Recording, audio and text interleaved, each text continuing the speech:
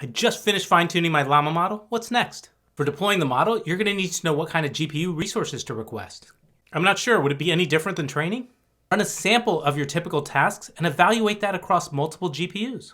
Looks like I'm only getting 10 tokens per second on my $2 GPU. It's a bit slow. You think I can get multiple GPUs? Well, 10 tokens per second means 36,000 tokens per hour at $2 an hour. That's something like 18,000 tokens an hour, which is about 0.06 for every 1,000 tokens. And if you compare that to the cost of GPT-3, for example, you're a bit on the expensive side right now.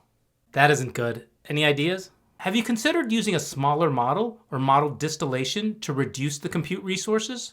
I tried that, but I get a drop in model quality when I use a smaller model. Well, your next step should be trying quantization and going from the default float 32 to something like 8-bit integer. Hold on, there's so many ways to do quantization. Well, something like GGML is good if you're working with smaller models and wanting to take advantage of CPUs. For GPUs, look at all these packages I found for quantization. That's great. The last step you should think about is optimizing the model serving component.